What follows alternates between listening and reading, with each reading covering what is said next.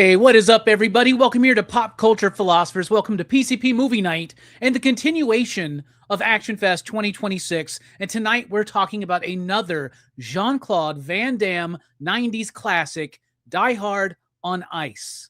Very excited to talk about this one, aka Sudden Death. That's right. It takes place in Pittsburgh at the Civic Arena where the Penguins played at the time. It's got Jean-Claude Van Damme. It's got the formula of Die Hard just applied to a different location. In this situation, it's an arena and not a boat or a bus or a plane or an office building. But it's Van Damme, it's Actionfest, and we're going to cover it. Honestly, I've been very excited to cover this movie because every time we did one of those JCVD polls, I would always put this movie on that poll, always vote for it, and it never won. So that's why we're doing it. And we're doing it with the best in the game, including Jelani. What's up, homie? Station. Yeah, man, this is definitely Die Hard. Like, if you've seen Die Hard, guess what? This is it. Glad to be here talking about it. It is an absolutely wild film. JCVD, sir, you are an artur of the kicks and the explosions. And not so much kicks in this movie. There are kicks, though, so it is impressive. But there are explosions. Explosions. Lots. So I can still say that this movie is a bunch of kick explosions. So it qualifies. Heck yeah. You know, speaking of kick explosions, I think this is one man that I can guarantee I might have seen the last kick he ever attempted to deliver. It's Brooks. What's up, homie? What's up? You excited to be here? I sure am.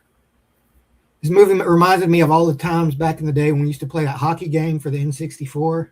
Yeah, Wayne Gretzky's 3D hockey. Yeah. Got it all flashing back. Yeah, exactly. All right. One of our partners in Action Fest is Chad over at Metal Elf Collectibles, so let's bring him in to do Sudden Death with us. What's up, homie? Hey, Station. How we doing? Very well, doing man. Great, man. Happy to have you here, man. Yeah. Great review before. Good times, man, with nobody. Oh, yeah, definitely. I was just watching it last night, cutting a couple shorts out of it. It was a good time. And I'm happy to be here tonight. Happy to get into this. A lot of fun. There's some kicks, even high kicks in goalie gear. So let's get into it. Yeah. And little known fact, the stuntman who delivered those high kicks in goalie gear is none other than Stu from Dr. Doom's fan club. That was me falling from the helicopter. Ah! What up? How you doing, Stu? What up? Glad to be here. No, I didn't really appreciate the kicks in this one. I like the MacGyver-y weird science experiments we got. Every time we saw him creeping around there in the second half of the film, we knew we were about to get a weird chemistry experiment going on. So that's what I love about this one. That's right. And speaking of chemistry experiments, it's Greg from Bearded Comic Bro. What's up, Bearded? Dude, what is going on, my man? I'm so excited. You all said, like, you want to watch a movie? It's Die Hard at a hockey arena? It's like, done. And what I love is they don't even hide that it's Die Hard. They're just they're like, cool. Oh, the main character's name was John McClane? What other? Let's go McCord. Can we do McCord? Yeah. McClane's taken, and that was Die Hard, so let's go McCord. Like, how is Bruce dude in the European accent? Literally use the same. He's supposed to be Canadian in this one too, right? Yeah. Or something. Yeah, he's Canadian. Yeah, He's Canadian. Yeah, they always have to go out of their way, as we discussed, right, to explain his accent. Because they can't lose. Also, why I know so much about hockey. Yeah, you gotta drop that little nugget right at the beginning of the movie, like, yeah, I kind of played some semi-professional in Canada. Like, that's not gonna come into use later. Yeah, right. All right, well, let's get into it. Sudden Death, 1995. This is directed by Peter Hyams, who most people know as a very accomplished cinematographer. In fact, even today, he's still, I think, or the last towards the, I don't know, man. I don't know if this guy's, he's still alive. He's 82 years old. That's nice. He's still active too. So that's cool. But I know that his son is a director.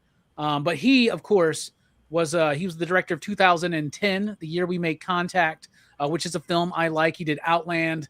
But he did a lot of a lot of like cinematography, right? And he does that for his son's films now. But this movie was not a huge success. It was a $35 million budget, and it made about $65 million worldwide. So it wasn't the hugest thing, but it was kind of like most Jean-Claude Van Damme movies, a staple at the VHS rental store. And then something that later would become seen all the time on like cable channels or on network TV and things like that, right? Van Damme was pretty much I think he had already crossed his peak by the time he does this movie, because this is like right, and they worked on Time Cop together actually. Mm-hmm. I think that's why Himes is actually on this movie. The interesting thing about Jean-Claude being in it is it was offered to Arnold first, then Sylvester Stallone, then Bruce Willis, and then they just were, all right, let's get Jean-Claude Van Damme to do it, man. He was still under contract for Universal. They had just done Hard Target together, which we covered last year for Actionfest. But I don't know, man. I remember liking this movie when I was like younger, when I was like a teenager, middle school, early high school. I haven't really seen it since then. It was one I always wanted to go back to. Really shocked because I completely forgot that Powers Booth is in this movie. And since I would have last seen this movie, I've become much more of a fan of the work of Powers Booth because of shows like Deadwood and movies like Frailty, for instance. Mm-hmm. So that was really cool to see him in this movie. It was a nice little fun throwback. Die Hard on ice in a hockey arena, but it works. It doesn't shy away from it. And the film's producers and the people who came up with the initial concept were actually the owners of the Pittsburgh Penguins at the time. And the whole story was built around the fact that they could utilize this arena for their movie. So they shot it at night so that they could still have games and events and stuff like that during the day. Chaotic shoot, long shoot, lots of crazy stuff. They dropped a helicopter into the middle of the ice rink. That happened. Pretty cool movie. Not the greatest, but enjoyable, and definitely something that I would look forward to revisiting again at some point. What about you, Jelani? What do you think about the film? I remember watching this film. Yeah, it was years ago, probably on television. I can't remember the exact time, but I've seen it like maybe 2 or 3 times, just in passing. And to watch it all the way through like this, I have to say, this is Die Hard, and they stole it. And it's funny as crap because it's missing a couple of things. One is an awesome soundtrack, and the second is it not having the Die Hard feel, the tension that is missing from this as Die Hard does. Die Hard does this movie, but better. I guess I'm going to be comparing this movie to Die Hard a lot today. Well, I mean, yeah, and it's not the only Die Hard clone. I mean, we're talking about Under Siege, Passenger 57, right. Speed, and all movies. Like, when you have a formula that works, why not just apply it to another vehicle or building? That's right? That's it. But those movies are done a little better than Sudden Death in certain aspects. I think that this film, it needs a little work. It just needs like one or 2 tweaks, and this could be like super awesome. First of all, explain Jean-Claude Van Damme's like thing with killing a kid, because basically he doesn't have a partner in this movie, so he doesn't have not a Carl Weathers. He doesn't have a what's his name? Carl Winslow. Carl Winslow. I don't know why I forgot. But he does. He does have that character. Thank you very much. He does have that police officer who's on the phone with him who turns out to be a piece of shit, right? Yeah. He talks to him 2 times. That doesn't count. I'm just saying it's the same thing. I mean, you still got the same thing. Not at doesn't all. count. Hallmark does not count. And because he basically has the Carl Winslow thing. I killed a kid. He basically smothered that child. It's not his fault, but they don't play that up enough. Like, he doesn't have that scene where he's like having anxiety, and that's why he's a fire marshal now. They don't do that. And the kids are like, he's not a fireman. He's the fireman. Kind of bullshit. But it's not enough in the film for him to motivate him to do what he's doing in this film, if that makes any sense. It's like not having his shoes off with glass in his feet. He doesn't have it. He doesn't have the glass in his feet in this movie for him to continue. So I'm mixed on it. And I kept comparing it to Die Hard the entire time, and I love Die Hard. That is my one of my favorite action movies of all time. So I'm going to be doing that a lot during this little thing because they could have done that, and they chose either not to or they just didn't work hard enough to get it. That's what I'll say. All right. I like that. Appreciate everybody out there in the chat. Be sure to participate in the conversation. And Matt from Heroes for Hire Comic Club has been doing the body count totals for us. Sudden Death apparently has a total of 39 on-screen deaths, bringing the Actionfest total to 1,204 on-screen deaths. Jesus. Yeah. I love that he's keeping track of that. I love that. That's awesome. Yeah, I love it too. It's one of my favorite bits that he's doing, but wait till we get through Expendables and the John Wick franchises. That number is going to double. Good shit, Matt. That's dope. Brooks, this was a first-time watch for you. What'd you think about Van Damme's Sudden Death? Yeah, this one's all right. Like obviously the Die Hard comparison immediately came to mind, but Jean-Claude, I want to see him doing more like action, and this one had him, he's trying to be more like a McClane character more. He's also he's defusing bombs and doing all this other shit, so you don't get as much Jean-Claude action. The action scenes are kind of more spaced apart in this movie, which I think would works with Willis, because Willis, he's kind of a schlubbier guy. He's not like a, he's not what you would consider like weak or anything, but he's not like a bodybuilder or anything. Yeah, so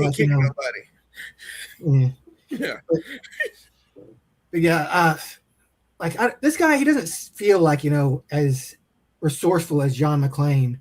But he does have skills that come into effect later in the movie. The thing about this movie is a lot of times it left me like, wait, what's going on? I hate it when that happens in an action movie. I'm like, wait, what the hell? But a couple of times in this movie I was like, wait, how did that happen?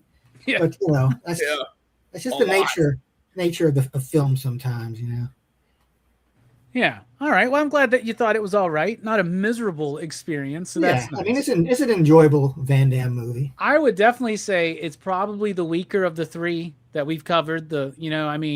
Next week we're doing the Expendables franchise. That's a big stretch, honestly, because he's only in one of those movies. And I'm not looking forward to next week, y'all. But you know what? I've already watched the movie, so you guys are the ones that got to have the rougher time because you still got to watch them. Because I know there's something like Brooks, so you still got 3 to watch, right? Yep. Oh man, good luck. Chad, Eagle last night, man. What'd you say, bro, Jelani? No, you're good. Okay. Nothing.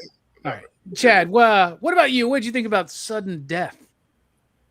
Yeah, so I'm with Jelani. I think I saw this a few years after it came out on VHS, and then I've seen it, a handful of times, probably playing on, a movie marathon, and it was like bits and pieces of it. But this is my first full rewatch, and then, to dive deep and try to pick apart and actually pay attention to it. I had a lot of fun, man. There's some solid performances in it. There's some martial arts, some good martial arts, some kind of laughable things, some MacGyver things. I think Jelani mentioned definitely with the pneumatic, or Stu, whoever did, props to you. The little pneumatic air gun thing he had coming out of his wrist there. I'm glad I rewatched it. A lot of fun. Heck yeah, that's what I like to hear. Stu, what about you? Sudden Death, what's your history? What do you think? Love this one. Grew up with it on cable TV. Reruns, like you said, bro. As a kid, you don't get the opportunity to digest or experience all these films in the theater like that. You know what I mean? So this is one that came to me in bits and pieces over time, like TNT, TBS. So many movies were like that for me growing up. So I love this one. Powers Booth, all day long. Curly Bill Brocious in Tombstone, which was like a couple years before that. Fucking love that. Anytime I see that dude on screen, I'm here for it. He always has a magnetism that is so effective. That role was initially offered to James Wood, who turned it down because he said he didn't like the direction the character went. Which is weird when you think of James Wood. I could watch that dude like twirl his little handlebar mustache and fucking just grin and laugh all day long. He's incredible. I just love the 90s of this one, right? Like how we're sneaking up on everybody, but we got Uzis with silencers. How we're sending the money through offshore accounts. Were we playing Duke Nukem or Doom at one point there? Was like Doom. I saw Doom. So good. And just like the jumps in logic, like the the sequence where he's goalie is just so crazy, and I love that his decision to throw a bomb on top of the box that his daughter is being held hostage. Like it's just so many great decisions. So it's incredible, man. Buy the ticket, take the ride. It is for sure a Die Hard ripoff in every way, but it's still like I think one of my favorite Van Damme movies, and I love that it's kind of like at this point in his career where he's in no man's land and taking like the job that's on the fourth rung down. But it still works for me. It's still got a like Chad said, a couple great performances. I think there's a real ruthlessness to the situation. Our boys come well prepared, and it's just fun to watch play out. And the second half is just such a wild ride. So I love the rewatch. Hell yeah, man, love it. What about you, Greg? This is a first time watch for you. You wound up buying the 4K. Yeah, I mean, why not, right? So here's the deal. I do these movie shows with Robbie a lot of times, and he's like, "Hey, watch this movie," and I then begrudgingly have to come onto these shows and talk about these said movies. But let me tell you this: if 10-year-old Greg would have saw Sudden Death when it came out, it would have been the most transformational movie of my life. I would have been the biggest Pittsburgh Penguins fan you ever would have met, and everyone would be like, "You don't even live in Pennsylvania. Why?" I'd be like, "Sudden Death."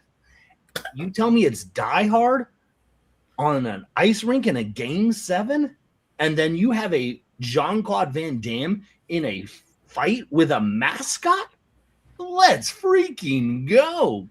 Do some goaling work? I mean, this screams what I would have been gravitated towards as a kid.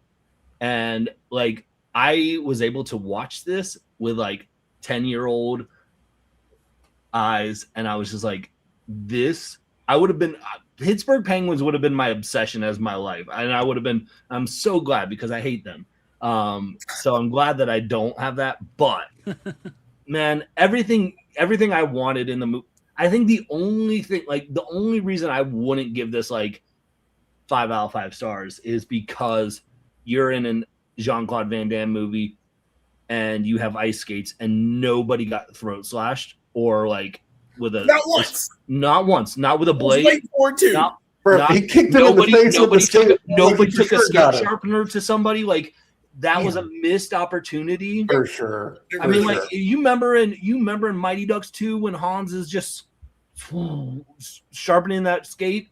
Man, if you had that in this movie, it would have just kicked somebody across. He literally kicks him with the skate, when comes off the ramp. But he didn't kick him across the neck. He and he didn't even pierce anything. He just kicked him, and it was like a normal kick. It didn't even. It was to the forehead or something. It was He totally should have kicked him, decapitated him, and said, "Don't lose your head." A roundhouse, a spinning roundhouse kick. Yeah.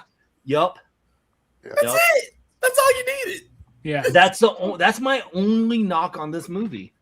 All right, I like that, Greg. I like this. This sounds like a way better experience for you than when you joined us for City of the Living Dead by Lucio Fulci. So much more fun. Greg came on for a Fulci film. Oh my god. Oh yeah, man. Oh yeah.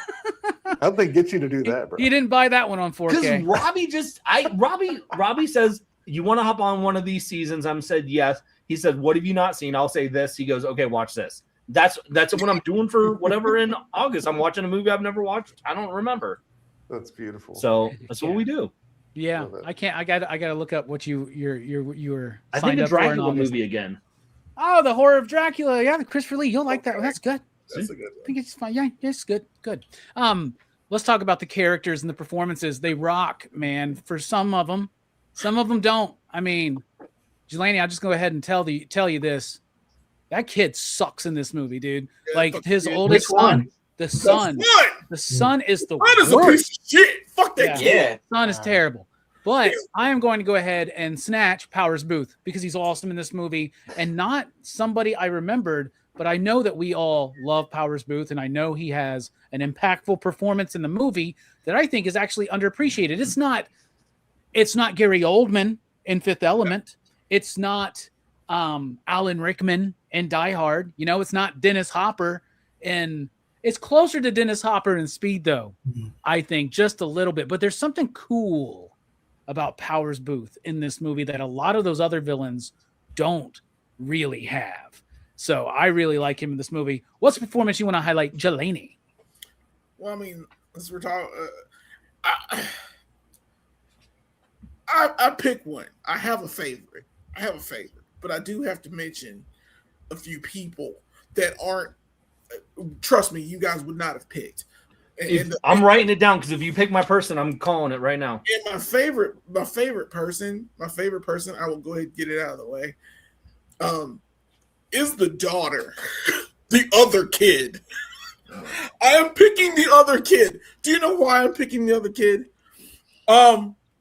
She's great because she actually met the chef guy. He dies. She meets the actual penguin from the Pittsburgh Penguins and watched her die. She dies. She watches a guy get shot in front of an elevator that dies in front of her. This kid is the most composed child, that doesn't need therapy at all. She's in a room with dead bodies. She's with Powers Booth that stands toe-to-toe with Powers Booth, stamps his hand, knows where he is in the end of the movie. She's the reason that Van Damme has to fight because she recognizes Powers Booth in a mustache and a wig. That shit was so clean. I love this kid. And I hate kids in film because the opposite is that piece of shit brother. He's Oh my god. Bathroom. I remember liking that kid when I watched this movie too back in the day, back in the 90s. For some reason, I felt like a connection to that kid. Man, I would have hated me. He looks like Sage Stallone or something. He reminds me of somebody. There's somebody he looks like. And He looks like the kid from Kindergarten Cop because he's a kid from Kindergarten Cop. It is? Oh yeah. I couldn't not remember. We got to watch that one again, or watch that one. Period. Yeah, we've never done Kindergarten Cop. What? We should totally do an action fest where it's all like the action stars pairing up with a kid or something. You know, Yeah. I mean, we already did Stopper My Mom Will Shoot, which is Sylvester Yeah. Stallone with the Stelgetti. And that's actually the second highest viewed video. You can on do the Cop channel. and a Half with Burt Reynolds. We can do Cop and a Half. Yep. Yeah. But it I makes think no we can sense, fill it up. man. Yeah, and I hate kids in film. And I love that I have a balance of one kid I hate and one kid I want to live. And she was just so clean. I don't know who she is. I don't know her name. Emily was her name. But she was the best, to me, the best character in this film because she was the only one that got anything in this film that was worth a damn.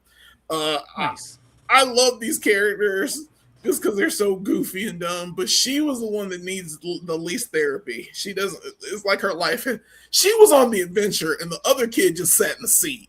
And I love how that stupid kid just sat in the seat the whole time. Everyone's running for their lives. Dude, he's even when everybody's gone and he comes back, he's like, "You told me not to leave, Dad. You I told me not to listened, leave."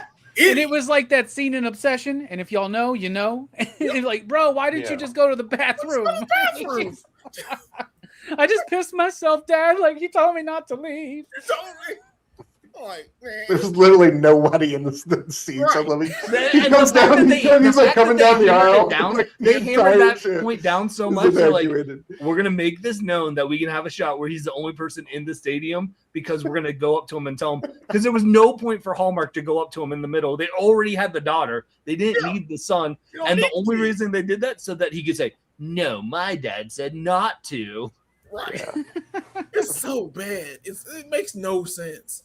But it's the juxtaposition of the kids. Like, you could have taken this other kid out of the movie and it wouldn't have mattered. Like, it wouldn't have at all.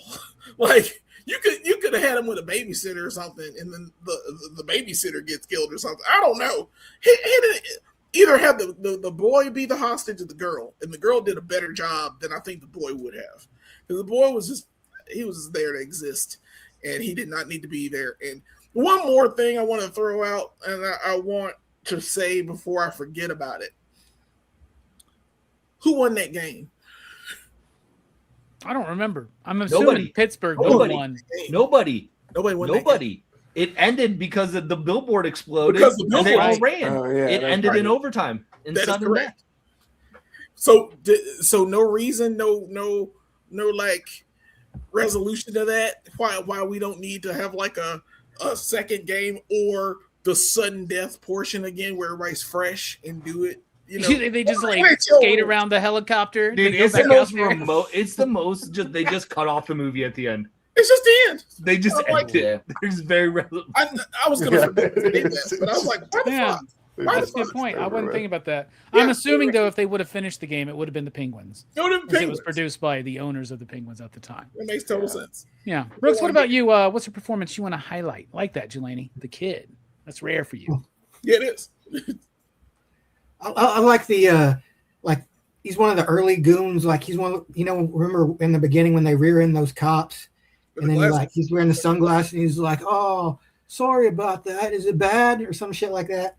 Like he's kind of like this. He looks like this kind of doofusy looking guy, but he's a killer. Like the first thing he does is like kills a couple of cops, and like his fight scene is pretty mid though. Like his intro was great, but like his fight scene was a little disappointing. But at least he gets a fight scene. Like True. not every villain's going to get killed by Jean-Claude, so you gotta appreciate it when they do. Yeah, especially where they're in this one where they got to be like, we got to tone down the martial arts a little bit. I mean, you're just a fire marshal. So you're a safety inspector or whatever. Nice pick. What about you, Chad? What's a performance you want to highlight for everybody? I would like to highlight Matthew Hallmark, the Secret Service agent in charge. I thought he put in a real solid performance. He had, an arc. A good performance, right? Like, I didn't suspect him as being a turncoat. Like, it was actually a little bit of a shock.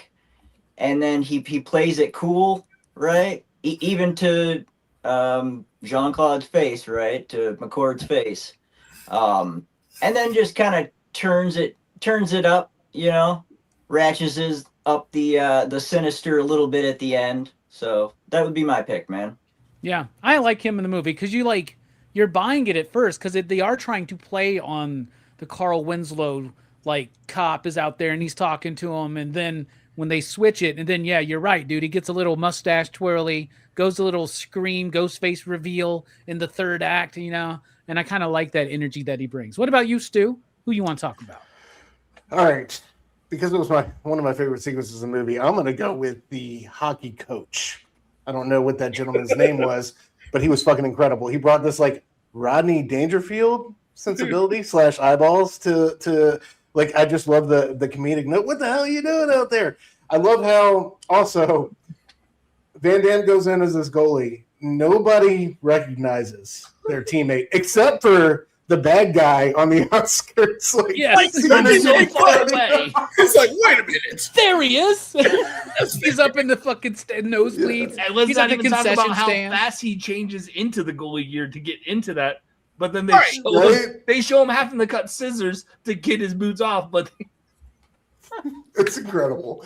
And he comes out and he sits on the bench. He's back out there. He's making an incredible save. Somehow he's signaling to his son Like he's good enough now in the eyes of his son. Like, it's like, what the fuck is going on? It's amazing. It's such an amazing sequence. The coach, like, I found myself like literally laughing out loud with the coach, so I had to shout it out. So, Hell yeah! And it cheated. Basically, it's a cheat, isn't it? Like you forfeit the game if you throw like an extra player in there that's not a part of the team, right? Yeah, but the team didn't know. But what I love is he makes this incredible save and then goes and gets into a fight and immediately puts them on, like, they're in the power play. Now they're down a man. Like, it's just a fucking shit show. It's great. And the guy in the back, why is there no medical team? Why the dumbest, the other, I'm so sorry. Why in the fuck in this thing where we got to keep this shit hidden because the vice president is here and blah, blah, blah. There are no bystanders in the parking lot. There are no, like, random people like waiting outside for fun. There's no medical team in the back taking care of this guy who feels sick. They don't have any support system in the back. Like, everyone's gone because the vice president's here. It's just the dumbest shit I've ever seen. And yeah, like, but you know what they do have, Jelani? What? They have a tinted window that you would never see in a press box, so you can't see into it. And then they have the presidential seal outside the press box, like it would be there as a presidential suite no matter what. Because the president goes to Pittsburgh games all the time. All the time. It never like shows the president like during either the national anthem or any section of the movie because he's the most important person in the room, and you're not pointing the camera at him for any reason. Like, the producer of this fucking ESPN show is trash. They don't know what the crap they're doing other than picking up the Stanley Cup Finals, which if there's a president there or a vice president there, you're going to say something. Hey, the vice president's here. Let him wave to everybody or some shit. And they can boo or yay or. But you can't see in there anyways. True. That's right. It's just trash, man. So much is going. I'm sorry, but that Greg, what's the performance you want to talk about? I mean, there's so many great ones, but my favorite performance, it had to be the not security guard, but the basically guy checking in everybody's credentials when he gets the stamp from the little girl, Jelani's little girl, and the guy that Metal Elf loves behind him, or Brooks, I forget whoever it was, likes the bad guy that's like, hurry it up, you can play afterwards. And he's like, just so cool. He's like, I'm never gonna wash this hand again. And it's so great. I'm glad they didn't kill him.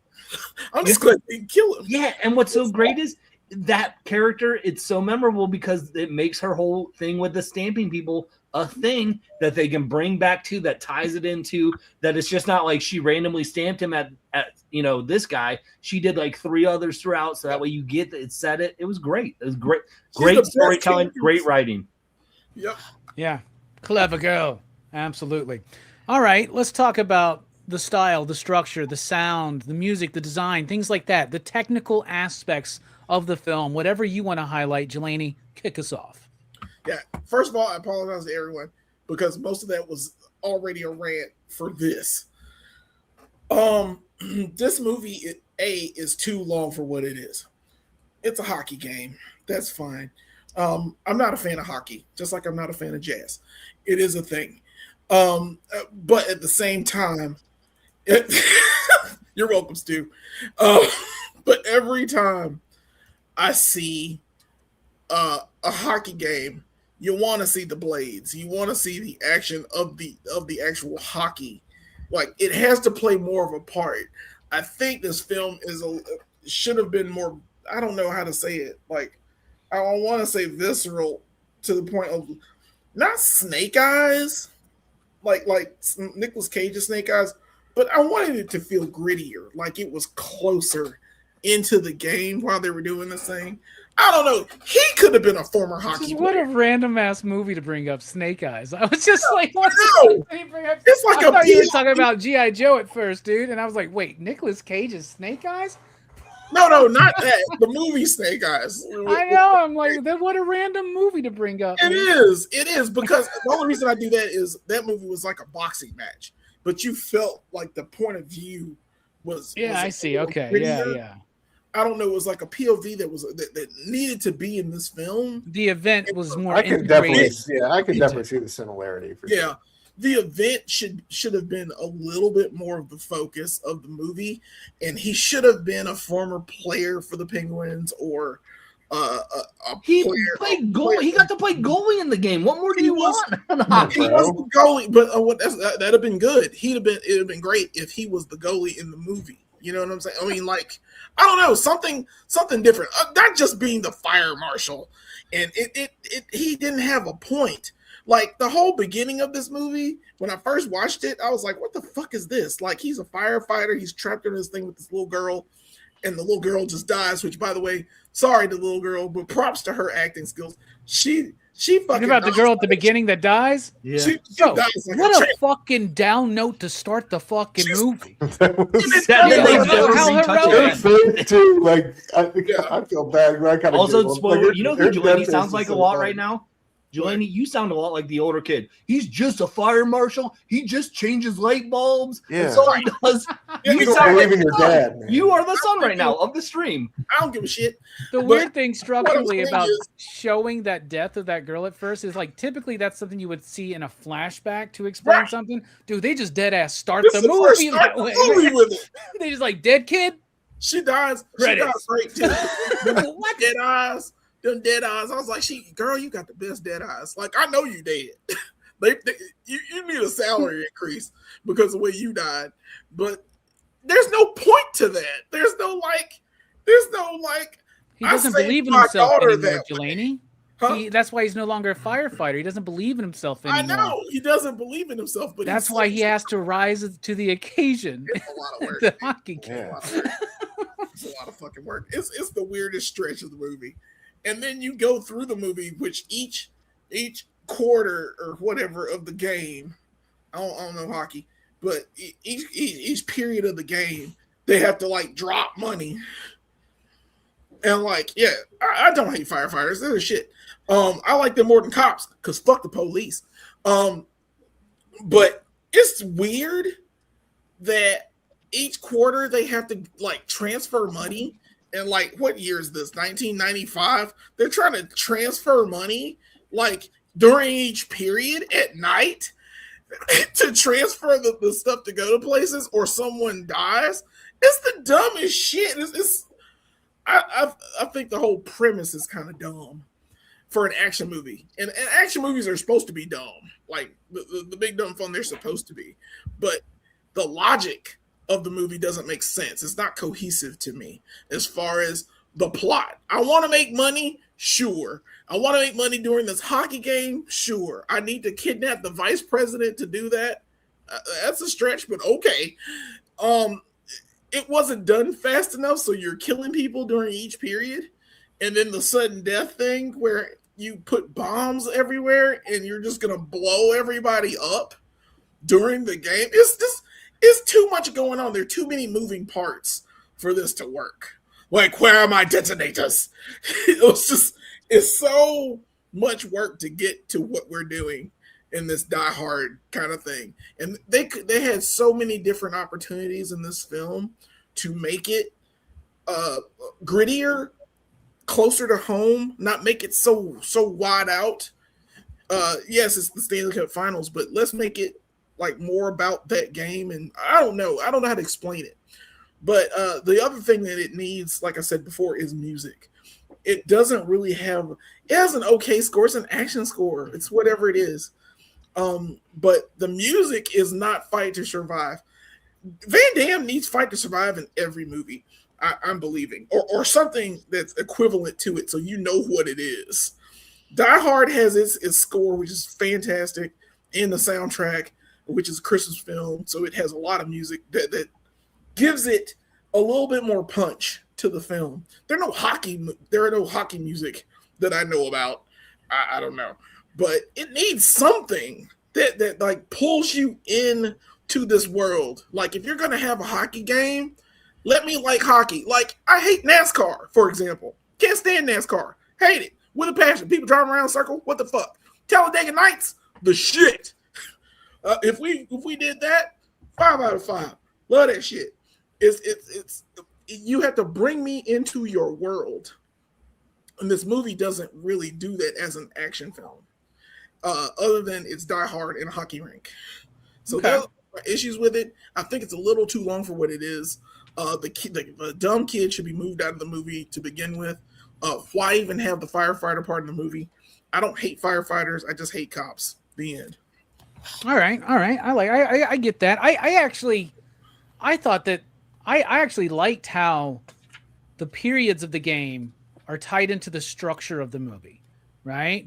Like, I get what you're saying. Like, maybe it could be more of a focus, but like everything that's really happening as far as pushing the narrative of the story is happening outside of that rink, right? But I do love that we keep going back to it, and they had some difficulty actually, because they filmed, like, they got the cameras on the ice and they were having trouble with it. Eventually what they did is they put cameras on skates and connected them to the players so it would follow the players, so they would go at the actual speeds. Also, Van Damme, major problems on the ice, and so in some of the scenes, if you look closely, he's just wearing sneakers. So he's just on the ice in sneakers because he kept falling on his ass or something. So that was pretty fun. But I like the structure of the hockey game and the periods being like integrated into that. I thought that was cool. I do like the music. It's John Debney, and he's done some pretty decent stuff. He did the second Sam Raimi Spider-Man movie, for instance. He did the Sin City score. He's also just done a lot of weird stuff like Deuce Bigalow, European Gigolo, and Chicken Little. He didn't even get the male Gigolo. He got the European Gigolo.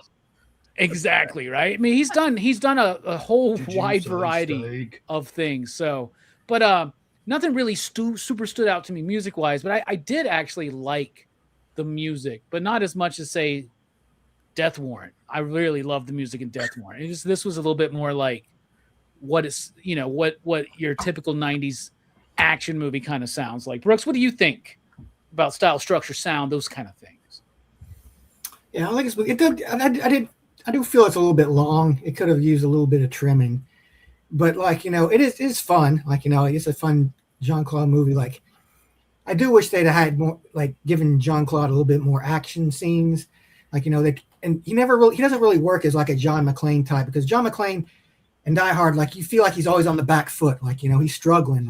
He's bleeding. He's hurt. He's he's desperate. But like Jean-Claude's character, he feels a little too competent in ways. He feels like he's too confident, I guess. And like when he went out when he came out to the ice, like dressed as a glove, I'm like, what the fuck is going on? I'm like, why is he doing this? Right. There's no reason. Because he's got to hide. Why would he need to do that ever? They got to hide in plain sight. Ticking, but don't worry, I can hide from these goons by playing some hockey. It makes perfect sense. This movie makes some weird stretches, let's say. Yes. That's his biggest thing, is it? Jean-Claude is the king of the weird stretch and the proper stretch. Jean-Claude can pull it off a little bit. Yeah. There should have been a great moment where he like stretches somehow between goal and goal. Yeah, he does the splits to block the puck. Yes. Yes. Yeah, why didn't we get that? Damn it. I'm so mad. He should be kidding. They really toned it down. Like his action ability. Yeah. Like They really down. did. Yeah. They really He's did. getting his ass beat by a woman in a fucking Penguin suit. penguin costume. Why? I do like the cheeky humor in this movie. It's very reminiscent of Die Hard. They especially fucking the penguin drag him suit. down the table across the salad and shit, Now he's got fucking explosive diarrhea parasites. Damn, man, it's terrible. No, it was safe back then. Different times. That's right. It was different times, a different administration. Anyway, anything else, Brooks? No. Soundtrack is pretty mid, I think. Like, not bad though. There were some times I did like. I was feeling it, but pretty overall, all right. But this movie was a lot of fun. I think it could have been used a little more cutting, just a bit. Cut it down to an hour and a half. I think it probably would have been a good tight action movie. Either that or like develop like the Powers Booth and the villains a little bit better and like have it be a little bit more like punchy. You know what I'm saying with the editing? It does kind of drag a little bit, I would say. I would agree with y'all on that. Chad, what do you think? Yeah, I gotta agree with you guys, what you're saying. There's definitely part of the structure I feel slows down in certain places where they're trying to add, like the family kind of thing where he goes to pick up the kids and present the tickets. Like I felt like that kind of dragged on, and it just added kind of a downer tone to it even more. After we saw the little girl die a few minutes before, I was like, son of a bitch, man, come on. Yeah, he's a dead Then I thought one of those kids was gonna get hit or something because they live on that like curve up on the fucking hills or some shit like that. And they're like, we're gonna film here so you can see the city. And I'm just like, get him off the fucking side of the road, dude. Like, that's danger right there, man. Yeah.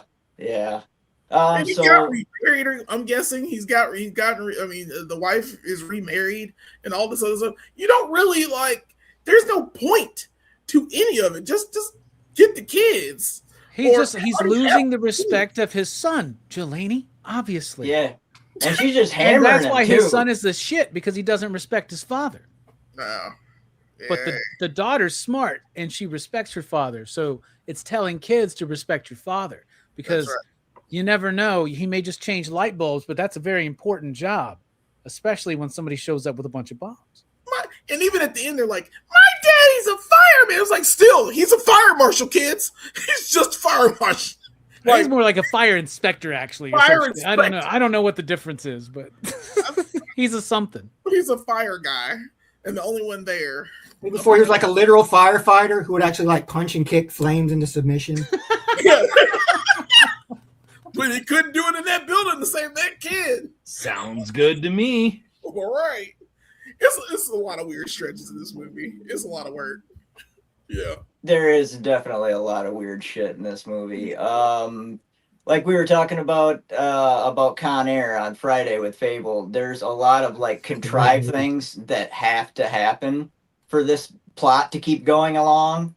For instance, like, so how the fuck is he also an architect and within a minute he's got the whole structure scribbled out and he knows exactly where 15 bombs are going to be planted because that's structurally where he would put them? Yeah, that's what a fire marshal would do. That makes perfect sense. Okay. Hey, he caught most of them. He did. It's like a video game. Fucking like it's like Ninja Turtles at level 2 under the water when you're swimming underwater. Oh my god! Don't give me anxiety. And then he does a pause to go make some MacGyver shit to like, you know, a lot of contrived weird stuff. But it adds, you know, fun to it. I'm with Jelani though. I think like the tension isn't there. Like the stakes of those people dying, I was like, I could give a fuck less, to be honest with you. Like the mayor and these rich people. Yeah. And like the only one I cared about was the daughter, and she was badass. Like she wasn't scared at all. Not at all. The chef. They killed a chef and his wife. Like, what was the point of it? It just felt terrible that they had these sweet old people in this movie and they kill them. Hey, dude, this movie starts dark as fuck, but then it tries to go Disney. I wanted you to know that the bad guys were really bad, dude. Yeah, they did. Horrible too, but still, Jesus Christ, man, calm that shit down. Just like, don't show me the penguin mascot, and then see her dead like 2 seconds. What the crap? She could have been the love interest. They could have done something with that, and then she just dead. I'm like, God damn. It hurts. It's dark. It's very stretch. It's very stretch. And yes, somebody said in the comments before, just pull the fucking fire alarm. Just pull. Well, then he would hit all the bombs. Yeah, they blow up all the bombs. Did you even pay attention to the movie, Jelani? It's like, did we all watch the same movie? I try to like. There's so much movie. There's so just have everybody jump off the fucking bus. Yeah, just jump off the bus, guys. Then he blows it all up. That's the whole thing. That's the whole point. But they don't need to get off the bus. What else? What else you got, Chad? I thought the music was all right. It wasn't a detractor, and it wasn't like out of this world. Cinematography, what action there was, I thought was done pretty well. Yeah, that's about it. All right. Yeah, I think it looks good. I think it's filmed capably, I think. And they really look at the Civic Arena. It's like there's an element of it. It is like watching a sporting event, right? So because true, they're always doing like the blimp shots and the helicopter shots and just like showing the city. They do a good job. And I like Pittsburgh as a city. So I was waiting for Triple H to stand out on top of the Civic Arena and introduce it with a drone shot around it, like "Welcome to Pittsburgh for Game 7." Yeah. Oh yeah, he's got his water bottle. Stu, what do you think? Style, structure, sound. Boom, boom. I love it. I mean, I love the hockey periods being incorporated into, like you said, the structure of the story, what we had got going on, especially in the VP box, and all these hostages getting off. It's crazy to see. Like I said earlier, I appreciate their willingness to go ahead and like the chef's wife. Man, I was kind of partial. I thought old girl might just stand a chance, but damn. Yeah. And then exactly, bro. But yeah, then the chef, just Powers Booth, just mowing through people. Anybody who fit his fancy was catching a stray one if that transfer didn't go through. I love the kind of weird guile of his hacker buddy, and their back and forth through that. So that part really worked for me. The initial part when our boy was trying to get in the building before we know he was Breaking Bad, where every attempt, the guys try to rush in, the fucking entire parking lot goes up and explosions.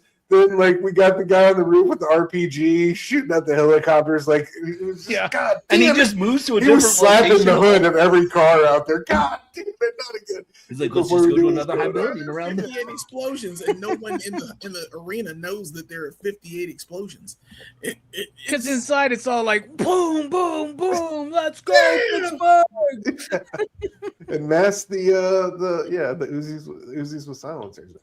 Absolutely, but yeah, I loved it for the most part. It definitely gets a little bit bloated, and you see apparently finding out that that hockey bit was some part that the Penguins really wanted to have in the movie, or some bit that they had concocted before. I don't know, but you definitely feel that in the the kind of rough transitions. But regardless, I love it for what it is. It works for me.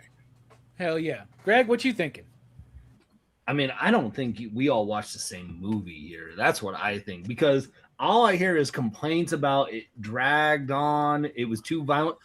Jean-Claude Van Damme, might I remind you, fought a penguin mascot for a solid 10 minutes. And it was the best 10 minutes of the movie. I loved it. And then you had Powers Booth disguising himself like he is freaking Chad Powers, which is a Glenn Powell reference for Delaney. Had to get that in. It's I don't know what that is. the things that I wanted to happen when I knew that all this was taking place at a hockey arena. Only thing I missed was what I said. So everything else, great. The penguin dies by going through a dishwasher. What kind of dishwasher are they running in this fucking Exactly. That was love. Yeah. It's a straight murder one. And the fact that the penguin decides I love that they just make the most stupid decisions, and they don't care. There's no regrets. There is no point for them to kill the penguin mascot in the women's bathroom on the main lobby, but they do it so that they can get the girl there, and it works. And I love them for that, because they don't care. They just say, hey, we're going to have fun. They're really bad. I think if they try to go too gritty, I think if they try to dig in too much, then it's even you literally are diehard. You don't want to be too dark and start with the death of a fucking kid, right? And then shoot two old people right off the bat, right? Yeah, I think you want to you want it to be a little looser, a little more fun. I mean, Jean-Claude Van Damme doesn't need to do kicks when he has a water gun filled with lighter fluid, It turns into a fucking cartoon in the second half of this movie, dude. The fact that Jean-Claude Van Damme didn't really does paint a tunnel on a brick wall and have one of the bad guys run through it, is a missed opportunity in this movie. And every time I saw that motherfucker in a tool shop, I'm like, here we go again. The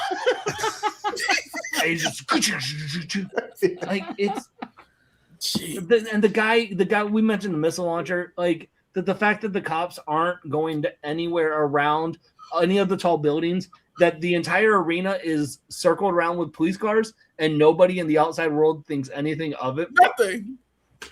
And I also love that they make such a big deal, like we talked about the vice president, that you can't see into the box. So they could literally say the vice president's there and he's not there and not have to go through the rigmarole of having all the extra security, which is really not that much extra security because nobody else is in the building except for watching the game. Yep. Yeah. And also, why are they bringing in bagged popcorn? Can't they cook? Why are they bringing in pre-pop popcorn for a game? No, man, that's ridiculous. Disrespectful. Yeah. I'm like, they ain't got some poppers in that fucking place, even for the vice president too, man. Like, there's some. You know what? Maybe the vice president likes a particular kind of popcorn from some particular movie theater in his hometown or something like that. But no, that's bad, dude. That's bad. And they don't kill the vice president or like make him give That guy, by the way, the vice president, good performance in the movie too. I think he'd actually the entire movie he was in. I was like, villain. how do I know this guy? And then I'm like, oh, he's Team USA from freaking Cool Runnings, and that was how I remembered it. Oh, And Nice call right there. It was driving me insane, and so I went through IMDb and I was like, I don't. It's not what. Yeah, he was in Walk Hard as Dewey Cox's dad, but like that wasn't like I remembered him from Team USA. Messing with John Candy's character, and You know, next great time movie. the Winter Olympics come around, we might have to add Cool Runnings to the Yeah, slate. Cool Runnings, Yeah. bro. I'm so here for that. Yeah, I think so. Oh my That would be God. fun. Hell yeah! Can we All also right. add Cutting Edge? Oh God, I forgot about Cutting Edge. My, God dang my it. mom liked that movie, and I kind of liked it too. I had a crush I did on the too. I chick. watched it because my mom and sister, and I kind of liked it. Yeah, I had a crush on the chick, man. She was So that would be interesting. And then what we could do, like, well, see, the first Mighty Ducks wouldn't count. We'd have to go like international. That's the second one, right?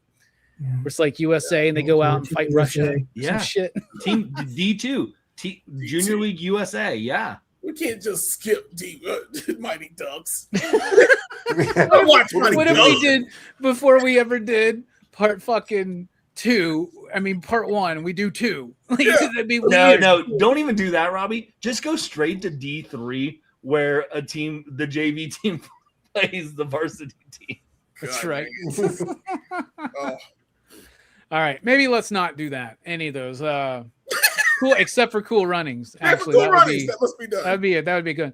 The Cutting Edge would be a weird one, because like I don't know. I think Cutting Edge has potential to be one of those special PCP movie nights that kind of just take off for no fucking reason. Just do it, baby. Do it. But last time I had that feeling and it didn't pan out with Surf Ninjas. I'm still surprised that Surf Ninjas didn't. Surf Ninja was a great discussion, though. It was. It really, really was. All right, our discussions do. We like to dive a little bit deep, and how deep can you go on a Van Damme movie? Well, we've proved time and time again, pretty fucking deep. So, Jelani, what is this movie speaking to you as a thematic piece of art? I don't know. This goes to Powers Booth. Don't allow yourself to don't be a prick. Don't make yourself overly confident that you're going to get your way when you're in a situation that you cannot, an unwinnable situation. Like, I wouldn't have done any of this plan. This was the dumbest plan I've ever heard of. To try to get the vice. How do you know the vice president is going to be there at the Stanley Cup game just out of the blue, so I can transfer money to accounts for a certain thing? Just don't be that guy. Don't be that overconfident to think you can pull something like this off, because it wasn't going to work. It was never going to work. You're always going to have that dude that's there. There are too many variables in this dumbass plan to fall through. There's way too many. Plus, the basic end goal, if you didn't do it, is you blow up the whole stadium and kill yourself. Like, you don't have. This isn't a good plan. Like, it's a terrible plan, convoluted piece of shit, waste of time plan. So don't be a prick. Don't be this guy. Don't be Powers Booth. There's a waste of time. I could pull a lot of things from this movie, but as I watched it, I just kept getting madder and madder at Powers Booth and how dumb his plan was. And he's one of the best characters in the movie. and that's saying a lot. Like, you got a little girl stamping your hand, and she already detects you because of your dumbass wig and mustache. You should have got the fuck out of there, like, I don't know, right as the things exploded when Jean-Claude jumped across the room and fell through the hole. I would have ran the fuck out of there and gotten away. There's just a lot of weird stretches in this movie, and a lot of things that he should have taken into account before he started this, whatever this cockamamie plan was, because it was never going to work. No, I don't think any of the scenarios that he had were going to work. And even if Jean-Claude Van Damme was there to stop it, and you always need somebody there to stop whatever stupid cockamamie plan you have, but just don't be that guy.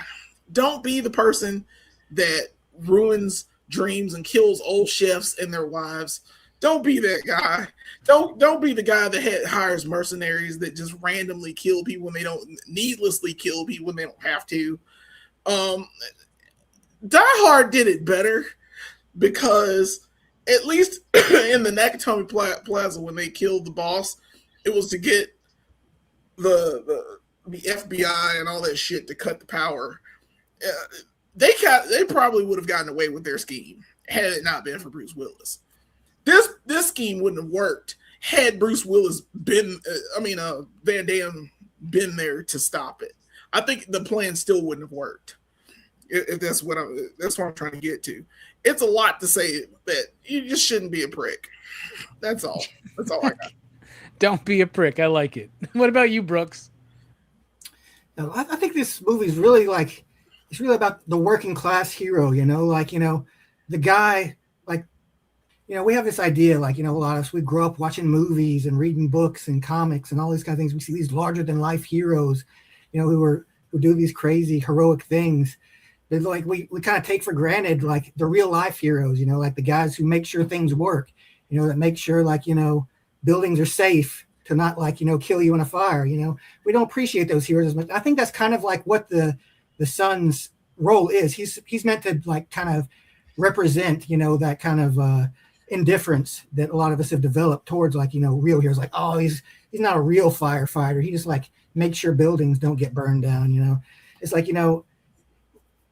heroes come in all kinds of shapes and sizes. And it's in this case, I think Jean-Claude isn't a hero because he can kick a bunch of guys' asses.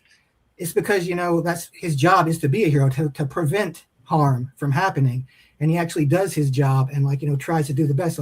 Even while he's his daughter's in danger, but he's still got to take care of the bombs. He's got to think of the greater good. He's got to, think on his feet and be able to de-escalate the situation. Even if he doesn't because even if he failed to save the building, he saved all the people. Nobody died, nobody innocent. Well, that wasn't killed directly by the bad guys died.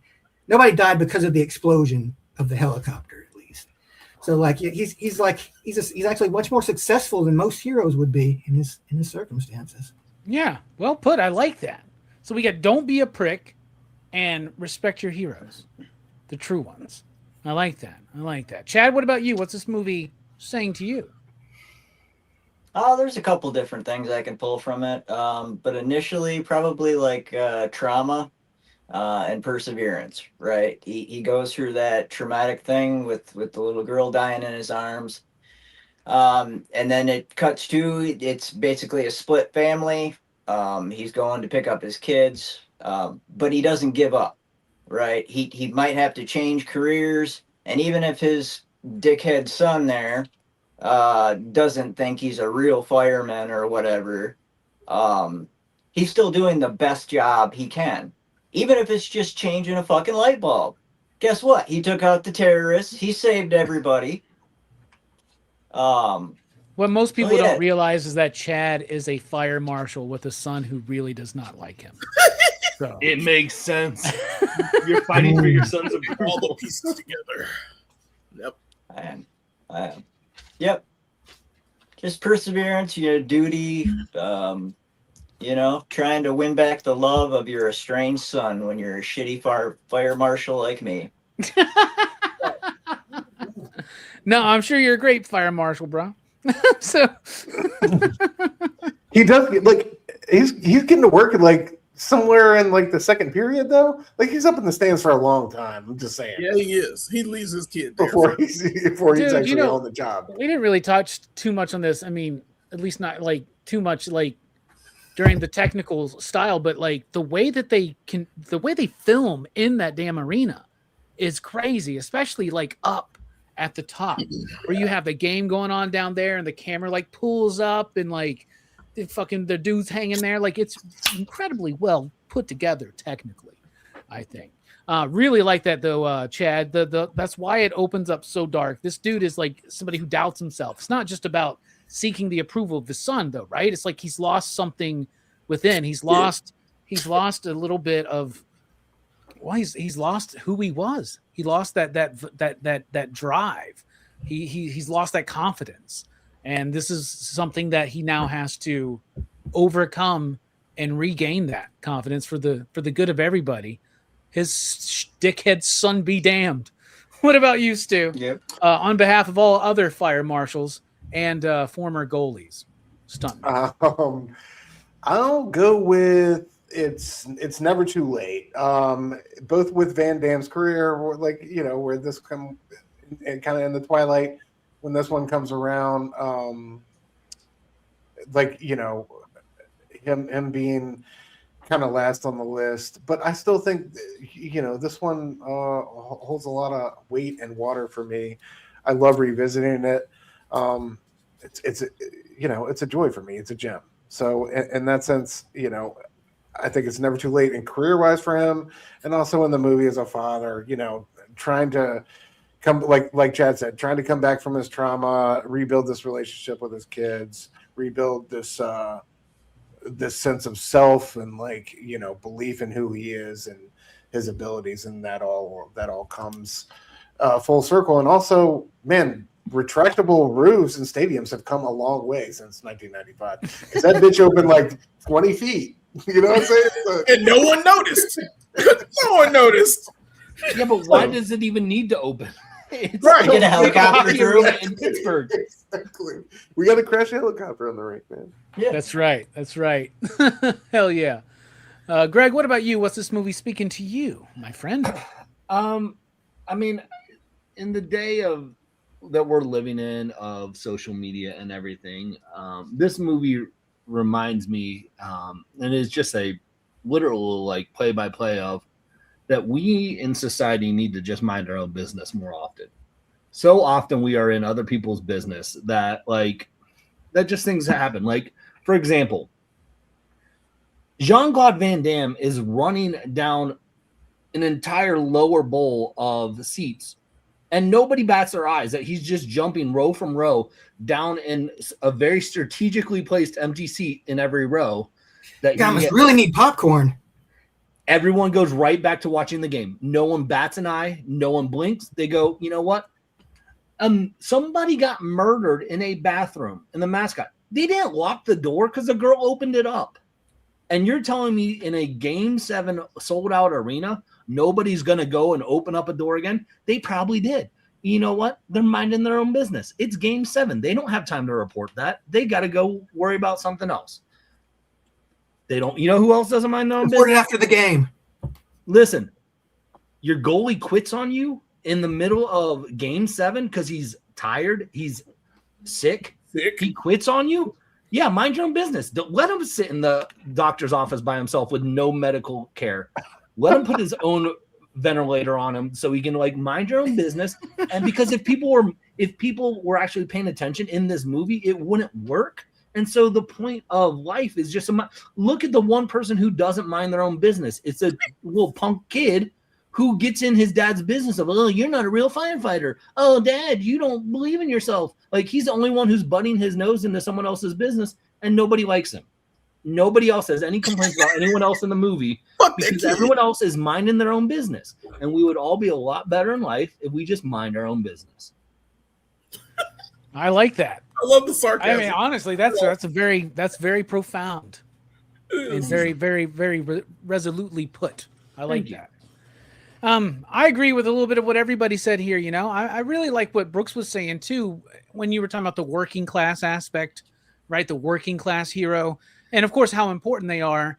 and how unappreciated they can be and things like that. But what I also love is like we're talking about Pittsburgh, which is like a working class town, right? Steel City, baby. Right. And then we're in like a hockey game, right? And so we're in a situation where like people of all classes can come together and enjoy something in commonality. We have the vice president there. There's a lot of bits put in here in the beginning where they're talking about politics, if you remember, where he's like, "What are you, a Republican?" You know, and like that kind We're of Canadian. Thing, right? Yeah. Yeah. So there's that's kind of put in there too. And then of course Powers Booth, where there is no like real reason other than we're just wanting money. You know, there's no like noble purpose. There's no honorable pursuit from the terrorists or whatever. They're just killing people to get as much money as they can, knowing they won't even get all of it. Right. So it really is just, I think that with all those different things in play, I don't know if it's a successful attempt or if it really lands and works. However, I would say that there's something there about working class in this city at a celebration, a president's there. Then we got like money, and it's almost like a white collar crime that's being perpetrated in a very heinous way, showing us like a juxtaposition of maybe it's the rich and those who are always in the constant pursuit of money who will do the evil, heinous, prickish things, like Jelani said, to do to achieve their goals of like acquiring more wealth or things like that, right? Meanwhile, those regular people, we're the ones just trying to enjoy a game, trying to connect with our children or our friends, our family. And I think there's something there. And the vice president being there, I don't know if that has anything to do with it, because it doesn't really seem to come full circle around in any kind of way. And they don't kill him or shoot him. Yeah, and the thing is, they don't care about the vice president, He's really. just there. You know? But I think it's the fact that it's white collar crime in a blue collar city, in the hockey. I don't know. I think that's kind of an interesting juxtaposition that they're kind of playing with there. I think the point of the vice president being there is that when you go to a sporting event, nobody cares if a president or a vice president is at a said sporting event. So we never need to make a big deal about it. And I think they noted that in 1995. That's right. Because you might fuck the Knicks up for one game, right? You never know. You never know. All right, time to rate this film out of 5 possible you digs. You out there in the chat, what would you rate 1995's How many Sudden Death? And Jelani, what did you think? Kick us off here on the panel. It's not one of his best. That would be Bloodsport. Nothing will beat Bloodsport. So I can't really put a real number on this one, other than I'm gonna give this one a 3.5. It's a solid action film. It's got explosions. It's got minor kicks. The son is dumb. Just the plot is way too convoluted for what it is. Die Hard plot works a lot better. Like, if you're gonna do something like that, you should have it a little better. I will watch this again, but definitely with a better soundtrack. I will play Stan Wish's Fight to Survive in the background, just blasting in my ears the entire time. And I just feel like Kumite, as he's making like phosphorus bombs to throw in. I don't know if throw that at type would places quite holding his children. Yes. Yeah, that's what you do. It's how you save your kids, in fact. Bust in the top of it while everyone's watching. So all the debris can fall down that you don't know where your daughter is in said room. And Powers Booth shoots her for funsies. You know what I'm saying? It's just, he's smart. He's a smart guy. You know what? People do need to pay more attention. They need to pay more attention. Yeah, they do. Or less attention. Like, mind their own business. Mind your own damn business. But also pay a little bit more attention. 3.5. That's actually surprising. I thought that's surprising that you went 3.5. I like that. Brooks, what about you? Yeah, I give it a 3.5 too. Like, for me, it's an above average movie, and like, I'm of course grading it on the Jean-Claude scale as well.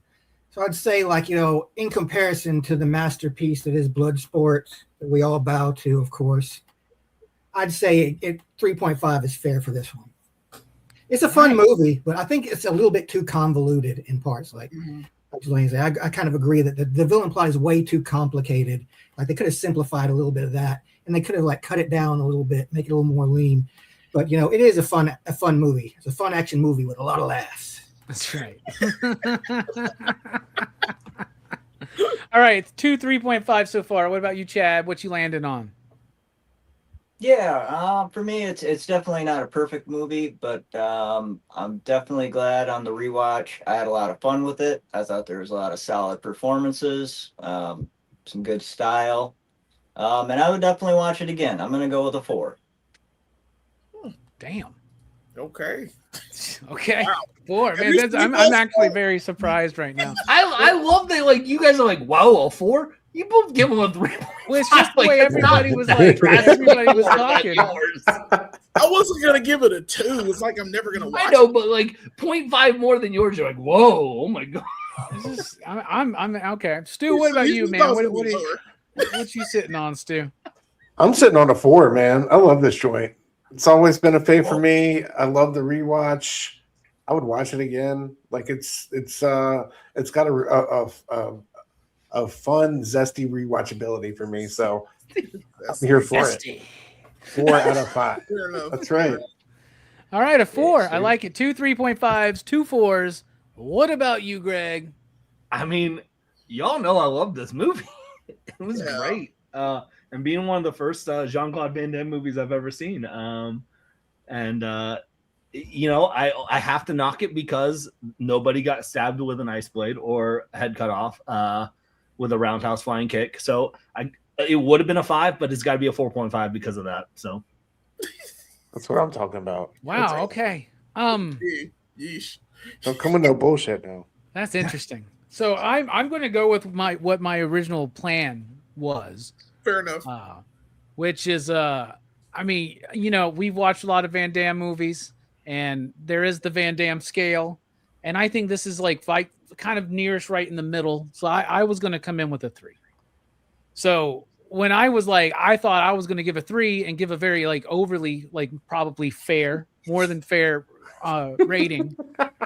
And then Jelani comes in with a 3.5, and then Brooks continues that, and then 4s and 4s, and now a 4.5. I was like, damn, I feel bad for doing it, especially to my boy, JCVD, but I'm gonna have to do it. So I'm gonna give it a 3. So I think there's a lot better. It's just weird, man. So this is weird, man. I don't know why this is feeling so weird to me right now. I can't get over it. But anyway, so that is a PCP average of 3.75. yep. Which is pretty solid. Pretty solid for sudden death. I think what it is I was really like y'all. I think y'all were overly harsh on Death Warrant, and I'm really confused by the sudden death love. But it's all right, man. Don't worry about it. All right, I haven't seen Death Warrant, so I can watch that and all. Yeah, I haven't seen Death Warrant either. So it's the one where he gets he's an undercover Canadian mounted. Not a police. He's a Oh. police officer He's a man. undercover What? in an American prison trying to find out who a killer. He's Canadian a lot in these movies. He has Yes. to be. He has to be. I love it. He's French in Lionheart, which was pretty fun. So What, all right. what did you give Lionheart, Robbie? I don't remember. Maybe a 4, Wow. 3.5 See, I would or put a this. 4. I would put this above Lionheart easily. It's that fucking kid, man. It's that kid. It's that kid. I don't know. Maybe I was a little harsh. Fuck I that don't kid. know. Maybe I should have given it an Action Fest bump, but I'm saving all my bumps for Horror Fest. So Action Fest is nearing its end, but we still got a bunch of shows, including tomorrow night. We got Dirty Harry over at Metal Elf Collectibles. Wednesday night, we've got Iron Eagle over at Heroes for Hire Comic Club. Friday night, Tango and Cash over at One Collection Down. And then back here next week for our final Action Fest show on PCP Movie Hell Night, yeah. the Expendables franchise. It kind of counts because Jean-Claude is in one of these films. So that's what we're doing there. It's been a great Action Fest. And man, look what's come before. Look what is still to come. Some great shows. Check them out. Jelani, thank you so much for being here. What you got going on? I love me some Action Fest, bro. Thank you for having me for these. Like I said, this is my milk. I love it. But yeah, the Van Damme stretch. I'm serious. We could have had this going for years. Just stretch these movies out like one or two a year, and we're done. That's what I believe. But you do what you do, son. You do what you do. And you know what me and Brooks do? We do toys. We do action figures. We do the shit. We're called Go Figure Reviews. We do stuff like this almost every week. And we've got a few videos that we put out. The first one we got is the Daredevil. It was a Secret Wars Daredevil figure, which is pretty good. Robbie has none of these pulled up. That's surprising. You never sent me anything. I did. I sent you 3 of them. Oh, never mind. And then we did a whole bunch of videos. Okay, they were nice thumbnails, and I did give them to you, Robbie, and you didn't put them up, and I'm mad at you. But it's okay. I don't have anything from you today, man. Check the thing I sent you. So I got Daredevil. Damn, he looks sweet. He's pretty awesome. He's pretty good. And then we also did Brooks and I did a lovely review on this magic figure as well from New Mutants for Secret Wars. She's pretty awesome. Nice. And we also did, we tried to do, but then it kind of screwed up because the arm fell off, is a bootleg version of the Venom Lethal Neighbor figure. That's also pretty good. So we have all these videos on our channel. Check us out. Go Figure Reviews. Get out there and go figure. Heck yeah, man. Heck yeah. All right, Brooks, thank you for being here. Final thoughts. Oh yeah, just like I guess my next. I'm prepared for Iron Eagle in a couple of days. I'm very excited to say some things about this movie, which I bought with money, and I got some things to say about it. Wow. Hell yeah. Heck yeah. Yeah, Brooks, I'm looking forward to that now. I'm kind of like charging up my attacks. You know? Yeah, I like the history that you have with that movie. Is Brooks watched it for one of our shows years ago, but he watched a bootleg version that had all the music stripped out of it. So he was like, it was weird when they would like start flying in the planes and all the action would happen and everything would just go silent. I thought that was a weird decision. I always thought it was a weird director's choice. Cracks me up, man. Yeah, Was it like hard to find? Like, is it notoriously hard to find or something? you can Yes, only, it is. yeah, it's one of those movies. It's fucking available anywhere. You can buy it on YouTube though, if you're into that kind of thing. First movie I've ever bought off of YouTube. So I'm like, Hell yeah. let's see how long it lasts. All right. Anything else, man? Oh yeah, I got my figure of the evening. This is like pre-Ninja Psylocke. She's in a wave of like a build-a-figure wave. Yeah, I actually like this figure a lot more. Like, I don't remember this version of Psylocke as a kid. I was always Ninja Psylocke, you know. That's the one I remember. That's Like, I early like the colors on her. Like, she's got this kind of metallic, like sheen to. She's got like an armor. She's got the hood and cloak. I wish they had given her like an unhooded head though. It's like I have some complaints, but she is pretty cool though. And it's nice that they're like, you know, giving us some more obscure X-Men stuff now. Heck yeah. Well, I appreciate you being here. What about you, Chad? I'm loving doing Actionfest with you. You're killing it over at your channel. Final thoughts. Oh, well, thank you so much for having me tonight and for letting me be a part of Actionfest. I've had a lot of fun borrowing some of your crew and lots of new people on all the shows. It's been a lot of fun. Looking forward to Dirty Harry tomorrow night, 9 p.m. Eastern. And then Wednesday night, I believe I'll be over on Iron Eagle, Heroes for Hire. I'm not on Friday. I'll be in the chat mod duty for Tango and Cash. And then, yeah, next week will be my last one on Tuesday for Kill Bill Volume 1 and 2. Do that. Yeah. I'm excited for that one. I believe Stu will be there. Yeah. Robbie. Robbie Yeah. will be there, I believe. Yep. That's going to be a good one. So yeah, please check that out. And the previous ones, sub up to everybody here. I appreciate it. Absolutely. Stu, it's always a pleasure when you get to hang out with us. Yeah, man. What you got going on in your life, in your corner of the world, man? Thanks for having me. Yeah, Ink and Insights returns after a week off this Wednesday night, 9:30 p.m. Eastern on my channel with have the homie Nick from Comic Culture with me this time around. He's still getting his hair plugs in Turkmenistan, but he'll be back soon.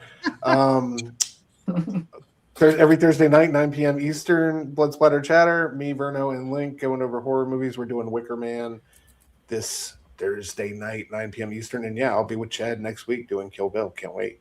So catch me all those spots. Heck yeah, All the I'll be on the Wicker Man show. Very excited. I've Hell never yeah, covered dude. that movie on any channel, so Please. Yeah, we got you and Wes.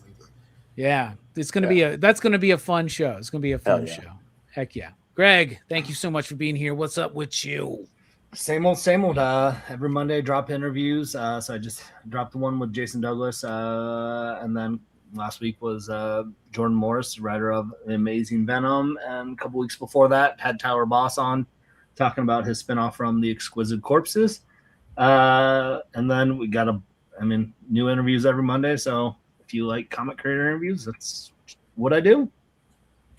Heck yeah. Everybody go sub up to all these channels if you haven't already. Thank you for being here and joining us. Lots of great Action Fest to go throughout this week and, of course, next week. And next week, be here for the Expendables franchise, y'all.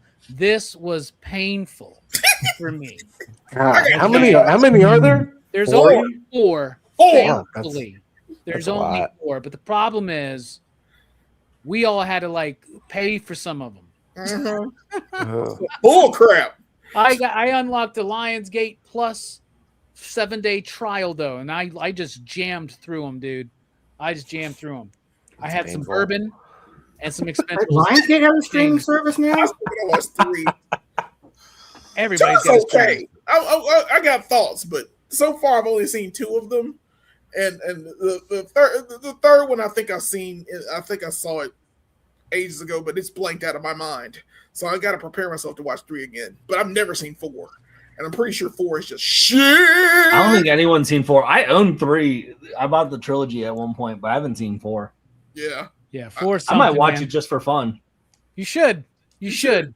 You really should. And join in the chat and say what's up, man.